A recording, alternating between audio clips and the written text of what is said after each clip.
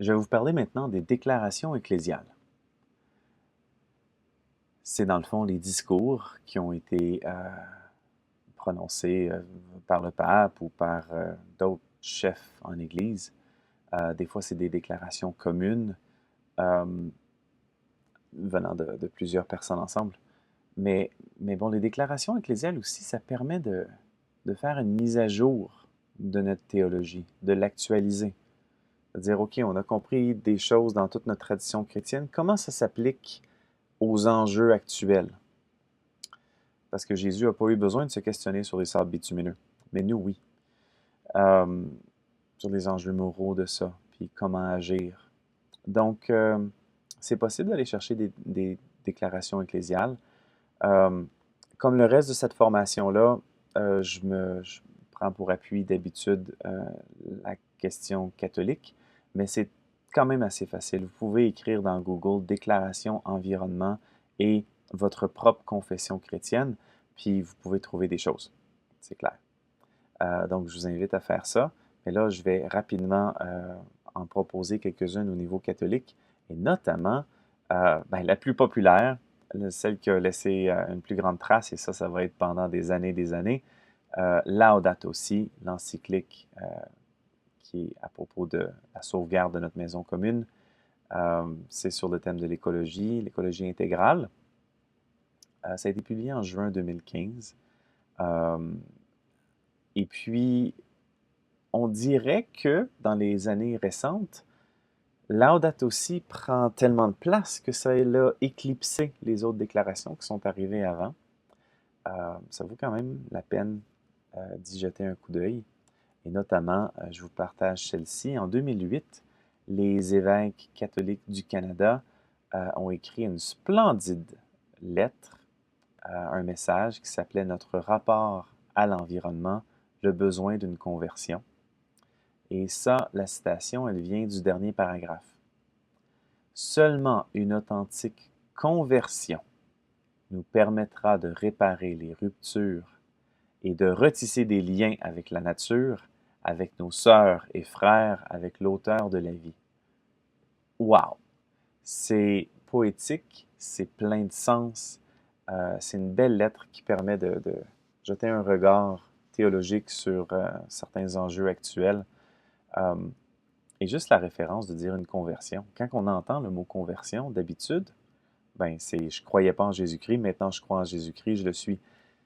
Et là, on a les évêques canadiens qui reprenaient une expression qui venait de Jean-Paul II, la conversion écologique. Donc, conversion, c'est un changement de cœur. Et la relation qu'on a avec notre environnement nécessite en ce moment un changement de cœur. Une autre lettre qui est difficile à passer sous silence, c'était une lettre pastorale qui s'appelait L'intégrité de la création et les sables bitumineux de la Tabasca par Monseigneur Luc Bouchard, qui était l'évêque du diocèse de Saint-Paul, qui est dans le nord-est de l'Alberta. Donc, c'est là où se développait une partie des sables bitumineux. Et il écrit ceci. Ça, c'est au début de la lettre. Je vous invite à la lire au complet. Elle se trouvera sous la vidéo. Il m'est donc impossible d'ignorer le problème moral qui a été créé par la décision d'investir 150 milliards de dollars dans le développement des sables bitumineux. C'est une lettre intelligente, remplie de cœur, se posant des sérieuses questions sur le développement de cette énergie-là. Et Monseigneur Luc Bouchard a fait un travail splendide. Et ça aussi, ça fait partie des choses qu'on peut citer ou dont on peut s'inspirer pour une réflexion théologique.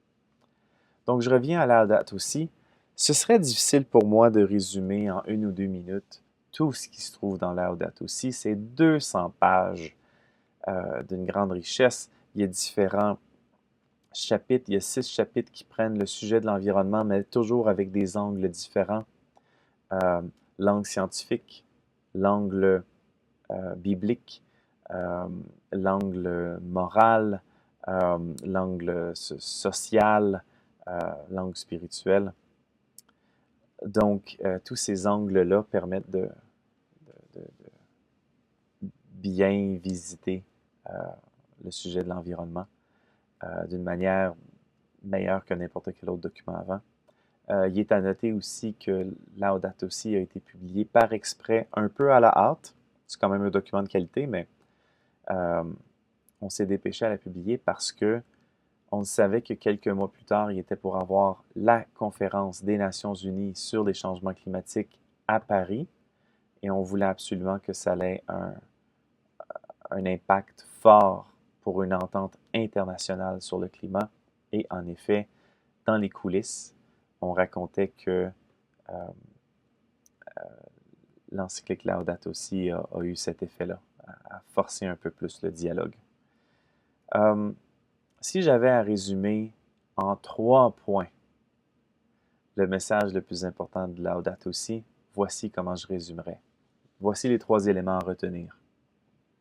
D'abord, la louange. Le titre, c'est Laudato Si. Et on pourrait se dire, à chaque fois que je lis à propos de l'environnement dans le journal ou dans d'autres livres, c'est d'abord la problématique. C'est d'abord la peur de la destruction et des périls pour l'humanité. Mais non, dans une perspective chrétienne, c'est d'abord la louange. Pourquoi? Parce que ça nous est tous arrivé de nous asseoir et d'être complètement émerveillés par un paysage, par la création, ou ce que ça venait traverser notre cœur, et que finalement, ben, cet émerveillement-là, c'est le début d'une louange envers le Créateur. Eh bien, c'est cette louange-là pour la beauté de la création qui nous amène à vouloir prendre soin de cette création-là. Okay? Donc, comme fondement de l'écologie chrétienne, c'est la louange. Deuxième message si important dans Laudato Si, c'est que on entend le cri de la terre, on entend le cri des pauvres, et Laudato Si va dans de bonnes explications pour montrer les causes de ces cris-là. Et on retrouve finalement à la racine les mêmes causes. L'orgueil, l'arrogance humaine, le péché qui fait qu'on va tout détruire. Et puis, si on peut travailler sur ces causes-là, ben à ce moment-là, on va aider à la fois l'un et à la fois l'autre.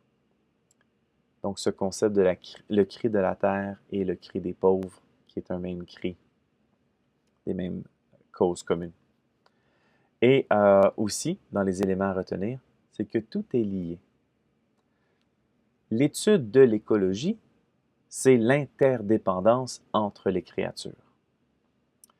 Donc, on en arrive à se rendre compte que tout est lié. Et puis que lorsqu'on commence à tirer d'un côté de la couverture, eh bien, ça bouge les mailles de l'autre côté et puis ça a un impact. L'expression « tout est lié », c'est l'expression qui revient le plus souvent au cours de la lecture de Laudato Si.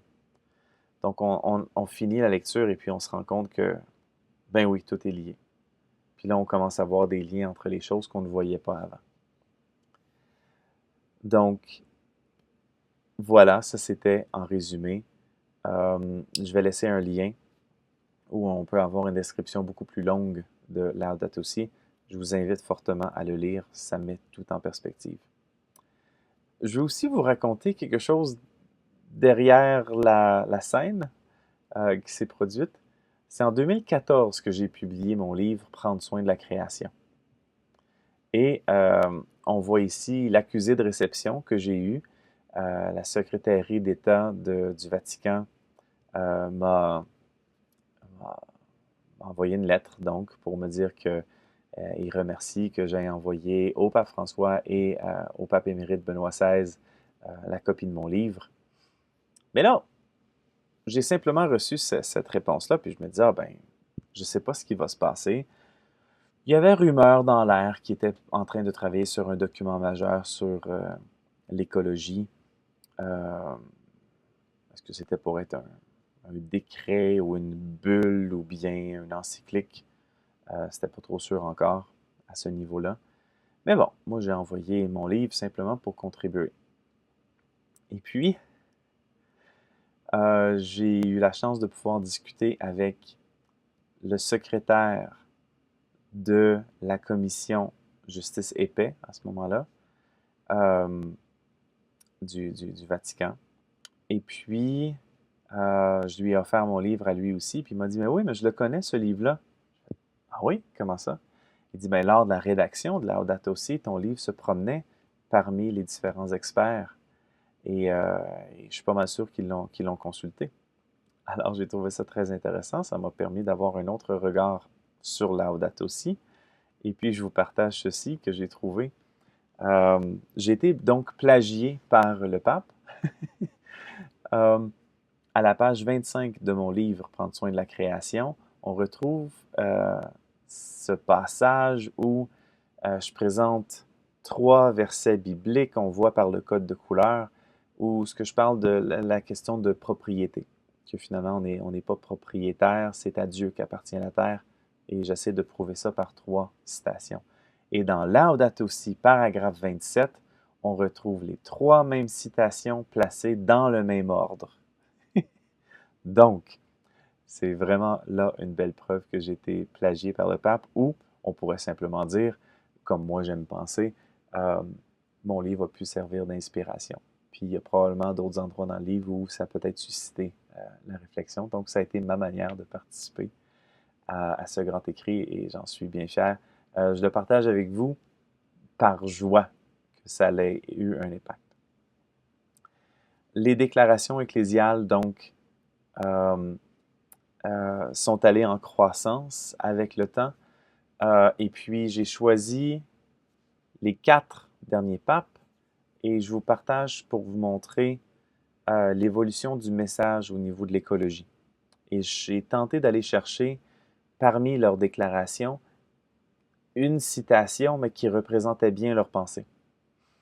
Donc, en 1972, le pape Paul VI dit ceci: « La capacité créatrice humaine ne portera de vrais fruits et durables que dans la mesure où l'homme respectera les lois de la nature. » Okay? Donc, il y a cette idée d'un développement durable, nature. On est encore dans la période où le développement était très important. Le pape Jean-Paul II, lui, dans toutes ses déclarations sur l'environnement, va toujours le relier à la pauvreté. Moi, mon sentiment, c'était que, à sa lecture, ça donnait pas grand-chose de prendre soin de l'environnement, mais si ça a un impact sur des humains, ben tant mieux, on va prendre soin de l'environnement pour que les pauvres en soient sauvés. Je trouve quand même que c'était une approche intéressante. Il dit ceci: « On ne parviendra pas à un juste équilibre écologique si on ne s'attaque pas directement aux formes structurelles de la pauvreté existant dans le monde. » Le pape Benoît XVI avait ses forces, avait ses faiblesses, mais lorsque ça vient à la question de l'écologie, il était très fort. Et moi, je ne suis pas gêné de dire que ça a été le premier pape vert.